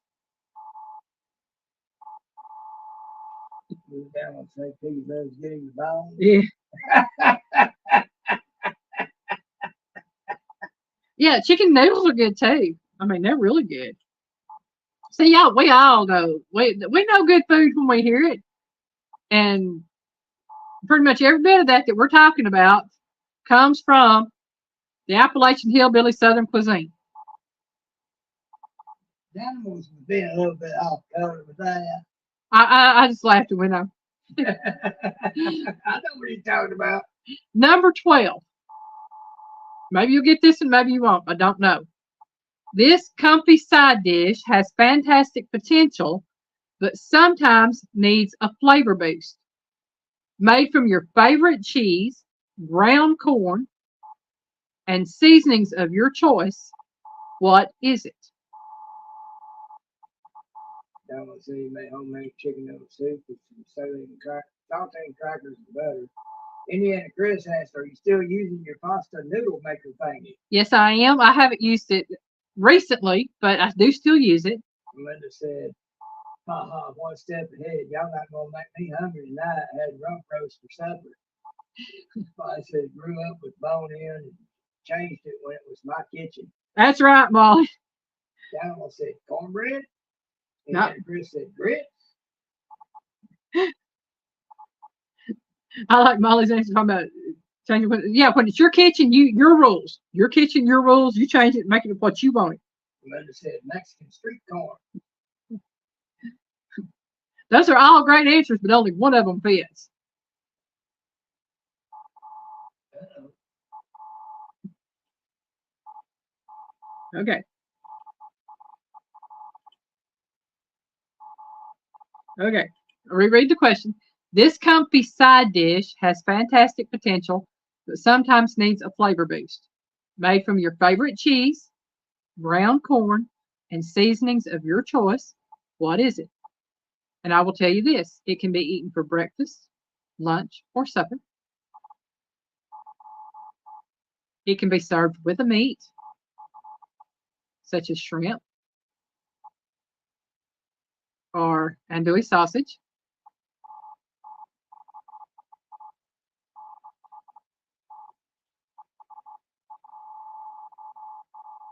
We said grits. Buck said grits. Chris is right. Molly said grits. Daniel said tortilla. Sounds good, Daniel. I like tortillas. I love tortilla. Well, y'all, the answer is grits. Actually, cheesy grits because we got to add the cheese in there. So it is cheesy grits. I love cheesy grits. I like grits. Piggy likes sweet grits. I like cheesy grits. I like fried eggs in my grits. I like ham and bacon and sausage and shrimp and all that stuff in my grits. I'm a savory grits person. Piggy is a sweet grits person.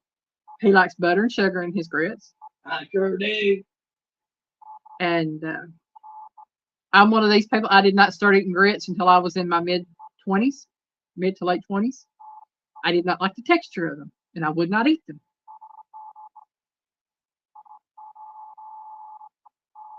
Melinda says she likes both ways, savory and sweet. Yeah, I don't know what it is about it that I prefer savory grits. I don't know what it is. Melinda, you and Linda just alike. Firemen or EMTs. Both ways. Daniel said no grits for me. Yeah, and grits. I will say grits is an acquired taste. It truly is. People cannot tell me that. Well, just because you don't like them as a kid means you'll like them as an adult. No, not always. Well, if you like them as a kid, you're going to like them as an adult. No, not always. Buck said, "Melinda, I could say, nope, I won't." Buck, I had the same thought. But On us. Mama could not pay me to eat grits when I was a kid. I didn't like them, wouldn't eat them, wouldn't touch them. And I don't care what she did to them. She could put butter in them. She could put sugar in them.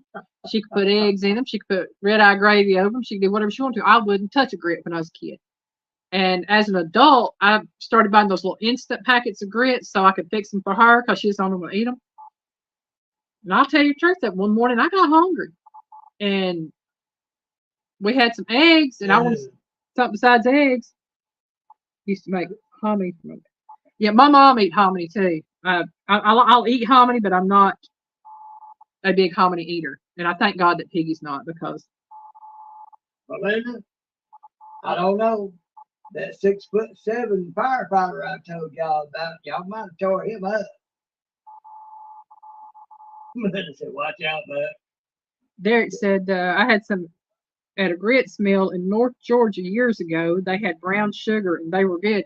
Yeah, you can season them up any way. Brown sugar?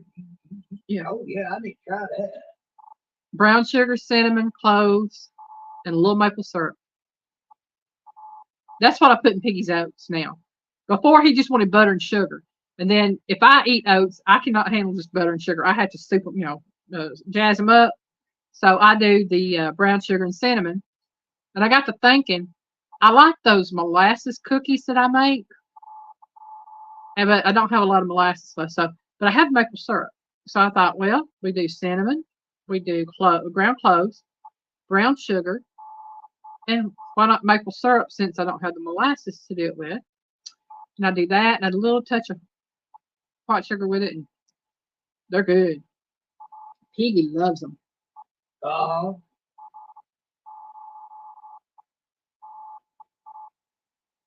Fasole is good. Yeah, I've never had fasole.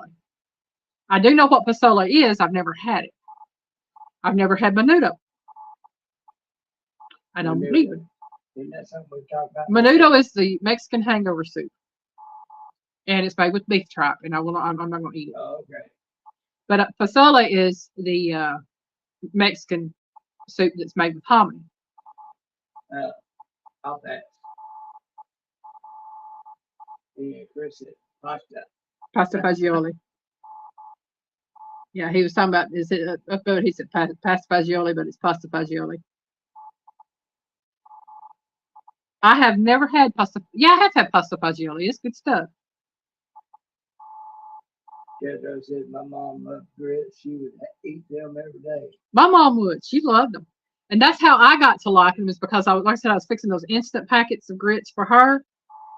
And I decided to fix me one day. It was the ham and red eye gravy flavored one. And I put a fried egg in with it. And been eating them ever since. I mean, I don't eat them all the time. I've got to the point now, if I fix grits, I actually buy the grits and cook them myself instead of the instant packages. Yep. I do a lot of oatmeal. Piggy loves oatmeal. Oatmeal spikes my sugar, so I can't eat a whole lot of it.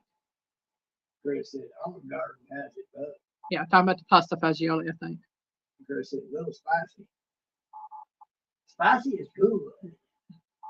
Okay, y'all, we're on to number 13. This spicy, tangy relish consists of green tomatoes, cabbage, onion, and peppers. It is great with beans, but can be eaten with pretty much anything. What is it? And the hint is, no, it is not the dog.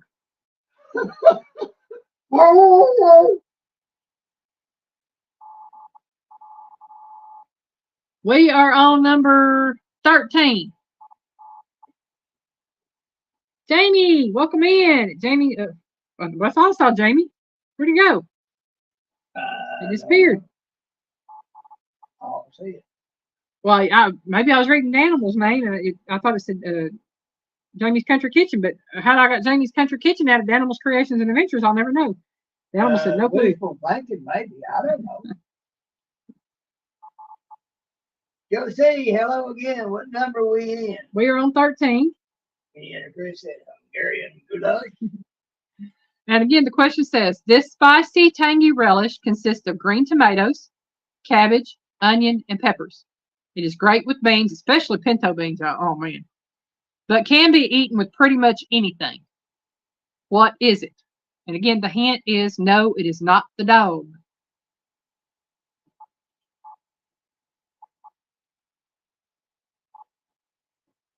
Animal said Elaine, no time. Chris said relish. Okay. No clue. Melinda said chow chow. Yeah, I've run into some chow chows a couple of times. Wasn't fun.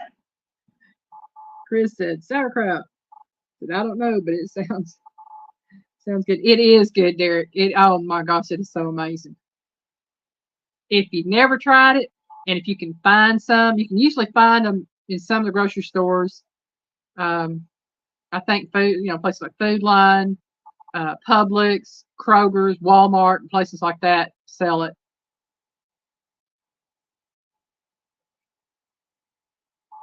Buck said up here we call that hoagie relish. It is actually called chow chow or tomato relish. I've always known it as chow chow growing up. From the time I was a kid, it's made with the green tomatoes, cabbage, onion, peppers, and it is fine. And when I say fine, fine dice, how they got it that fine before food processors, I don't know. But you put you a good spoonful of that on some pinto beans and eat it with cornbread. Oh my gosh, that is so good. Folks, the way she's talking, I think she's about to drool. Thinking about it. I'm sorry to hear that, Jethro. I know what it is to lose your grandmother. I lost mine when I was 7 years old. That was my world at the time. I only knew one grandmother, and she passed away mid-90s. Well, I said, didn't know it had cabbage in it, though. I always knew it to have the green tomatoes, onions, and peppers. I didn't know about the cabbage. Chris said Publix in Florida sells cold beer. It does up here too.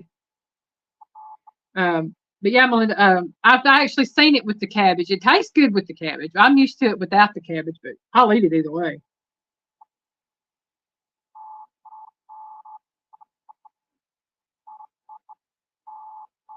Elaine will try most things at least once.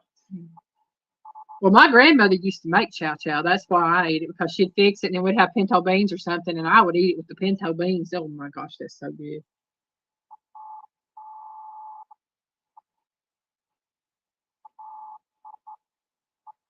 Thank you, Josie.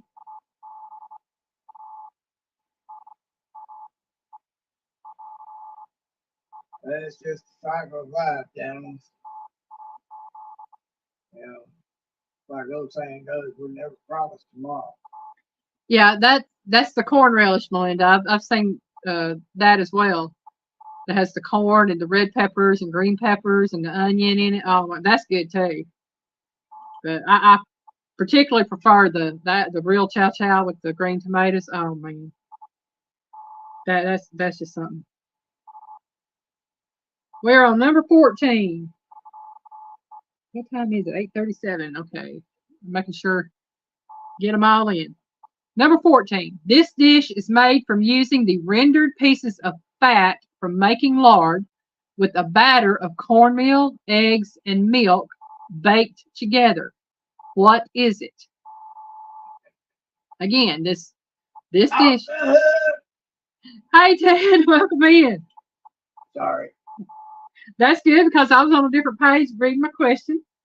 Welcome in, Ted.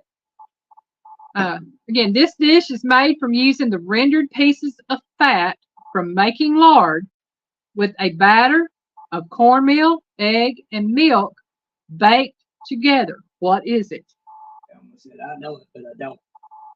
Well, then the mush, I'll look for is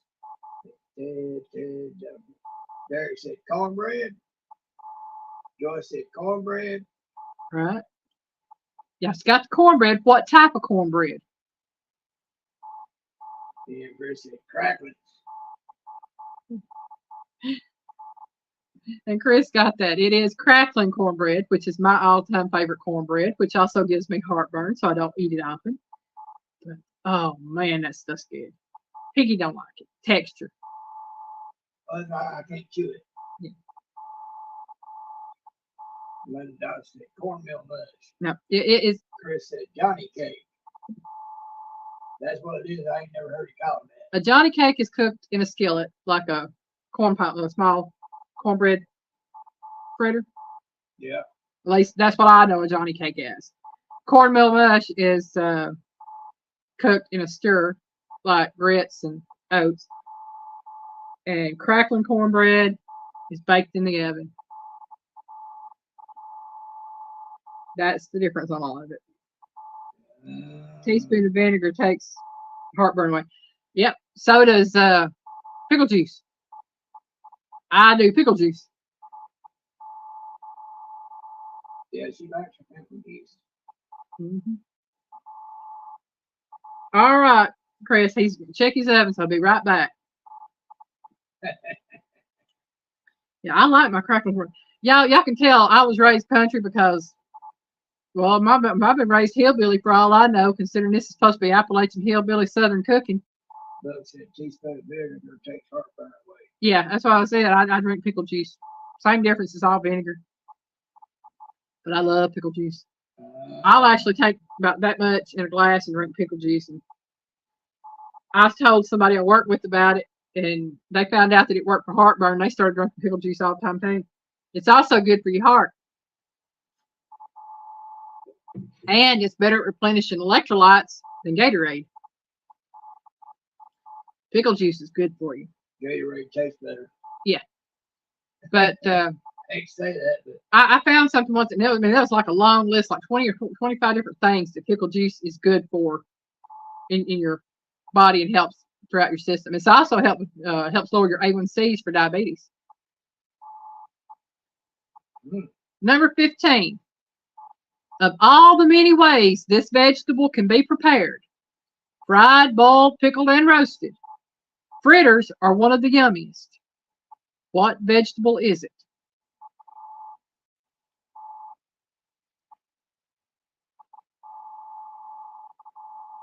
Derek said, I like the sticker board. I see a familiar one up top. Laugh out loud. Yep.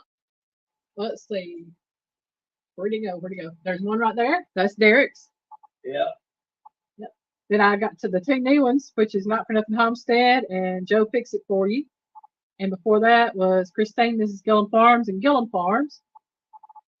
And let's see, I've got two here for LG Bass. I think that's Kickapoos right there. And there's Pooch, Sunfish King. That's Maddie's at Backwoods Mindset. Catfishing with Cos. And there's mine and Piggy's. Then there's Mr. Scott Swift's. CDA, who is now what is CVA's new name? I can't think of it off the top of my head. I've known him as CVA since I met him. Oh, Mama Bear. Found out on us, Mama Bear. Good night. Have a good evening, hon. All right. Good night, Mama Bear Christine. What was the question, please? Of all the many ways this vegetable can be prepared, fried, boiled, pickled, and roasted, fritters are one of the yummiest. What vegetable is it? Alma said Stephen. Chris said Fresno. Okay, yeah, okay, Fresno, okay. Anyway, they said Buck said corn, Dirk said corn, Linda said corn fritters, Jethro said corn, Alma said okra, Joyce said corn, Chris said squash, Alma said zucchini. The animal's covering bases tonight. Well, y'all, let me just tell you this. Piggy and I had these for the very first time at a family get-together after my uncle's mother passed away. We had went to her funeral, then we went to their church for the family meal afterward. And I had never had them. I've had it cooked fried, I've had it cooked boiled, I've even tried them pickled. Never had it roasted. But the fritters were good. And it is okra. But okra fritters, and they are good. Indiana Chris said CDA is now Fresno catfishing. Okay. I knew it was something Fresno. I couldn't think of it. My mind was going blank, but like I said, I've got his original CDA stickers. I've actually got some put on Piggy's board if he ever gets one going. But I've got Dick Over Stink, Mike's Fishing Hole, Catching Them Fish, Danny Stone. Danny Stone. I've got a Martin SUK over here. I've got a Froggy up here. And then I've got the, I think there's another Froggy up there with Froggy and Martin SUK together. Some of these I cannot read. Oh, Old Man Outdoors, Whisker Dreams. Got Avids right there. That Fishing Channel. I've got a Mr. Duggar. I've got a Journey Along with Shannon. I've got a Rita's Roost. I think that's Cottonwood Ranch. Southern Sown and Grown. That's Jailbait and Tackle. He sent me that one for tight lines. And I think that's everybody. I don't think I missed anybody on there. If I did, sorry.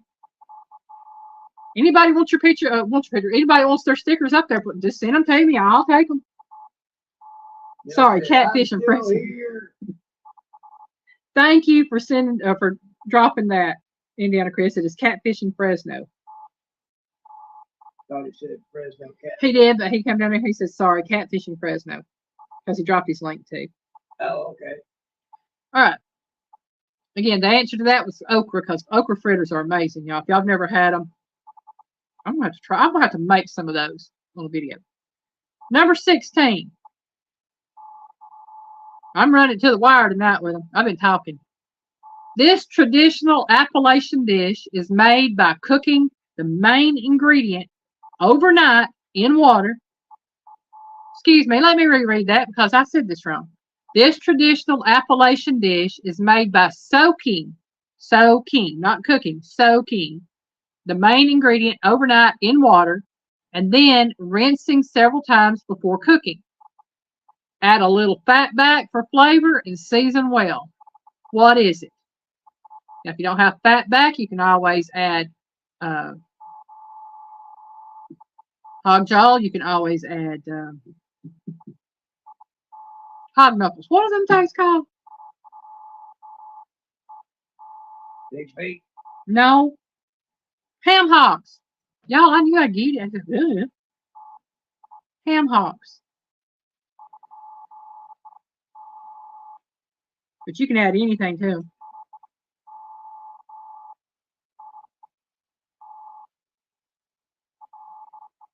All right, Dan. Well, you have a good evening. Buck said he'll send you a sticker. Which do you want? Dole or Chiquita?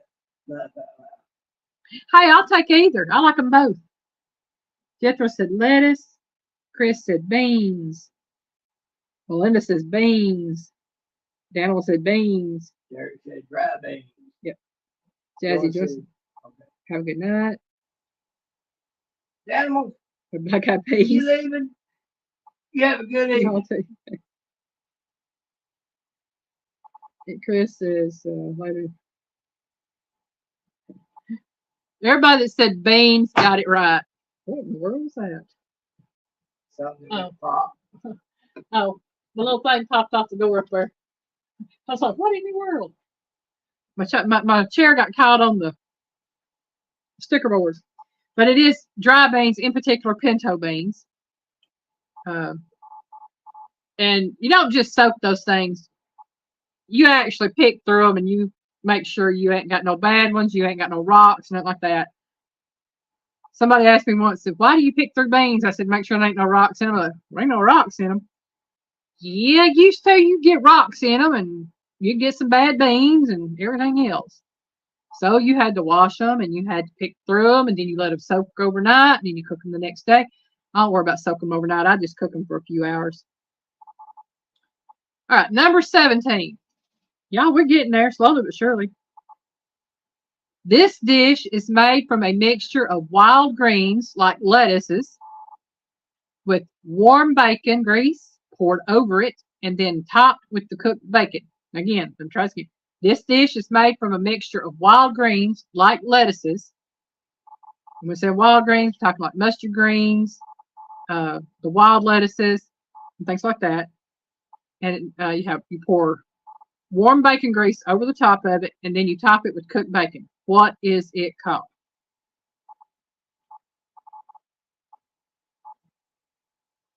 I don't know what. Chris said I jumped. Laugh out loud. I jumped too, Chris.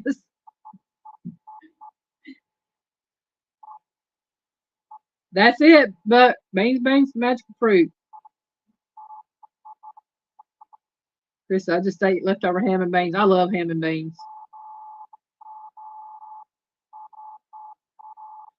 Lynn said, you still do get rocks. You sure do, because I picked my fair share of them out. Oh, yeah. And Chris said, wilted lettuce. But William said, wilted lettuce, wilted salad. Now, see, that's how I've always known it to be called, is wilted lettuce or wilted salad. And I did take that answer because that's the right answer. But it's also called kilt salad. Or killed salad. Huh? Why would you want it wilted? It's if you want it with the bacon grease and bacon on it, of course, you know, it wilts it down when the bacon grease hits it because it fries the lettuce down. And the mustard greens, I use a mixture of mustard greens and lettuces. I love it. I'm trying to trick a dog into eating something it wouldn't normally eat because you put the bacon grease on it. I love it, but it's not. There's two names for it. It's called wilted or killed salad. I call it wilted salad. Love the stuff. I really like it with fried pork jowl. Oh man, bacon is good, but pork jowl is, in my opinion, better. All right, Derek, you have a good evening. Make something good now, you hear? Have a good evening, Derek. All right, y'all, we got 3 questions left. I'm going to try to get them out as quick as possible. Number 18. This dish is made from just 2 ingredients, country ham and strong black coffee. What is it? So again, this dish is made from 2 ingredients, country ham and strong black coffee. What is it?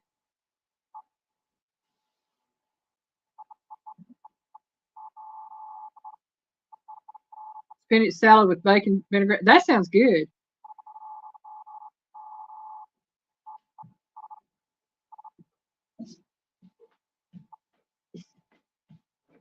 Melinda says red eye gravy. Joyce says red eye gravy.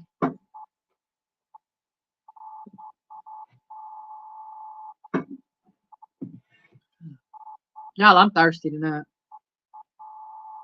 No, I've still got plenty of water. I've just been drinking. Oh, okay. Let's see. Jethro said red eye gravy.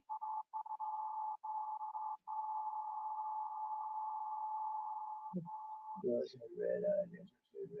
Okay. Melinda said red eye.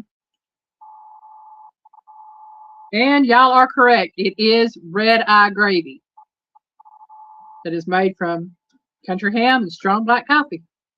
And what I saw, it said stronger the better. Number 9. You wake up red eyed because you ain't had no sleep. No, that ain't why it's called red eye gravy. It's called red eye gravy because when you add the cold black coffee to the ham drippings, it makes a red eye in the center as it spreads out. That's why it's called red eye. I didn't know why it was called red eye gravy, but that's what it is. May be. Yeah. But coffee. Strong black coffee. Number 19. Like I said, y'all, we're moving through because we got just a few minutes left. When cooking and you hear the term leather breeches, what are they talking about?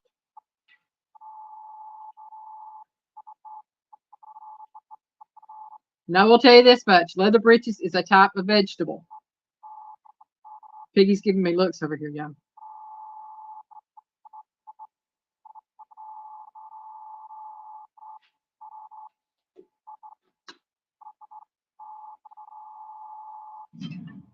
So, when cooking, if you hear the term leather breeches, what are they talking about? We ever got it set up where you had a big enough monitor, we could both be sitting side by side. They might not get nothing answered. They're looking at me, looking at you. The way I look at you sometimes. So I think I'll put red eye gravy into AI. Probably get something crazy. You probably would. Probably would. Melinda said question mark, question mark, question mark. Jethro says, be nice, Piggy. Well, how am I not being nice? He would just give me weird looks because he's never heard the term leather breeches in reference to food. I give her looks like that, like that dog give. Where dog turns his head. Like I said, chaps. Like Tim Allen on Tool Time. I think probably the only one I know of that might have gotten this one has already stepped out tonight. And that would be Miss Rita. And what leather breeches are dried green beans. It is a type of wide green bean. Ew. Well, you dry them.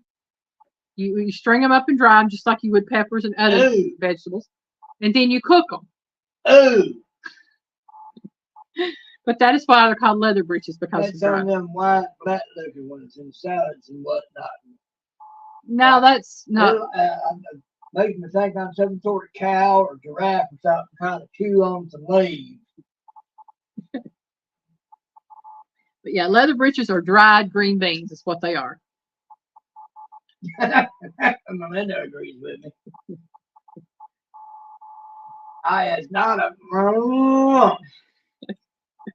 Number 20. And I don't know how to do a giraffe, but you know. I never heard a giraffe sound. I just know that tongue out that's like 12 inches long. Or but I can do a cow. Yeah. Yeah, you get the cows. We're on number 20. We're on number 20, y'all.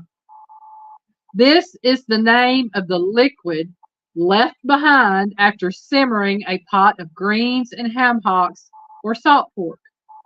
What is it? I should say, what is it called? And it is good with cornbread.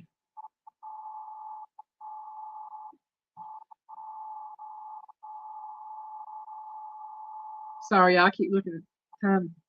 One Dawson said pot liquor. Buck said liquor. Lucre. I don't know. Come on, Buck, help me out. He was spelling liquor. That was liquor. Yes, it is pot liquor. I am too. I like the pot a lot. Pot liquor is good with cornbread. It really is. I like that just as much as I like the greens. Because when I put the greens on my plate and put the hot sauce on it, that liquor runs all down in my plate and I put my cornbread in it. I love that stuff. But that was my 20 questions on the Appalachian Hillbilly Southern foods tonight, or Southern Hillbilly foods, or whatever you want to call them. Chris said making some mushroom rice. Something nor mushroom rice to go with my chicken. That sounds good. You're gonna have a good supper. Yeah, there's a video always cracks me up when I react to your videos. Well, you can react to this after replay. Y'all, you might see it sometimes and you might never see it, but I guarantee you, every time Piggy is in there talking in my videos, I am cracking up inside. But I know I have to keep a straight face as much as possible to get my videos done. But if he, you have to know this. If y'all are laughing at him because of what he's saying, just know that I'm rolling inside because he cracks me up all the time. Well, thank you, Miss Jazzy Joyce, for being here, and thank you so much for the nice gift you gave. And I thank y'all so much for being here. Y'all know I love my Saturday nights with y'all. And it is getting to be that time. I didn't realize it had gotten to be so late, but hey, that's fine. It is almost 9 o'clock, and I've been cutting it off early. But we actually ate supper early tonight. So be looking forward. Oh, and it was good. Be looking for the videos coming out. These are my pot roast videos. From the pot roast that I did Friday, I made nachos out of it, and I've made a spaghetti back out of it. And you're Piggy's Ed McMahon, eh? Yeah, most definitely. And well, I thought I'd be the Ed McMahon part of it because I'm the help. And y'all, please, if y'all would and could, drop by and say hi tomorrow night at 5:30 p.m. Eastern Time on Piggy's Pedals on the Piggy Way, because we will be live and everybody is welcome. Don't know what the topic will be. Piggy just talks whatever hits his head at the time, whatever somebody asks him a question on. But, or something comes up and hits my head, and here we go. Yeah, and just know we love y'all. We thank y'all so very much. We enjoy Saturday nights. This is one of the highlights of my week. It truly is. Just being able to spend time with everybody. So know that I love you. I thank you for being here and joining me. Good night now. Bye.